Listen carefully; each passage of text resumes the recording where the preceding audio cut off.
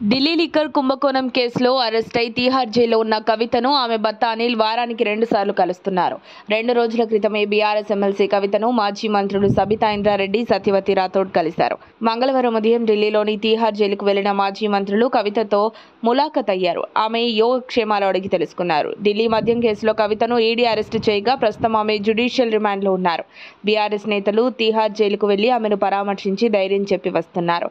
ఈ నేపథ్యంలోనే తాజాగా సబితా ఇంద్రారెడ్డి, సత్యవతి రాథోడ్ వెళ్లారు.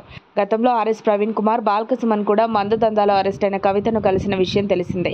అలాగే 2 రోజుల క్రితం బీఆర్ఎస్ వర్కింగ్ ప్రెసిడెంట్, మాజీ మంత్రి కేటీఆర్ కూడా కవితతో ములాఖత్ అయిన విషయం తెలిసిందే. కవితకు ధైర్యం చెప్పి ఏం ఫికర్ కాకు చెల్లా, పెద్ద పెద్ద లాయర్లను పెట్టినం, బెయిల్ వస్తుందని భరోసా ఇచ్చాడట.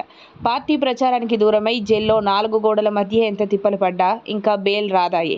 దీంతో కవితకు కష్టాలు తప్పదాయి. అయితే నన్ను కలవడానికి ఇంతమంది వస్తున్నారు కానీ బాపు కేసీఆర్ ఎందుకు రావట్లేదని ఎమ్మెల్సీ కవిత కంటతడి పెట్టుకుందట. కవితకు అరెస్ట్ అయి 3 నెలలు దాటినా గులాబీ అధినేత కేసీఆర్ సారు ఢిల్లీకి పోతలేడు, బిడ్డను కలుస్తలేడు.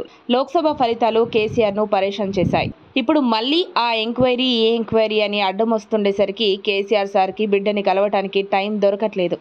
ఏదేమైనా కవితను ఒకసారి కలిసి ధైర్యం చెప్పరాదే కేసీఆర్ సార్ అని పలువురు సెటైరికల్ కామెంట్స్ చేస్తున్నారు. మరిన్ని అప్డేట్స్ కోసం మా కాయ్ టీవీని సబ్స్క్రైబ్ చేసుకోండి. మా వీడియో కనుక మీకు నచ్చినట్లయితే లైక్ చేయండి, షేర్ చేయండి. మీ విలువైన అభిప్రాయాలను కామెంట్ బాక్స్లో తెలియజేయండి.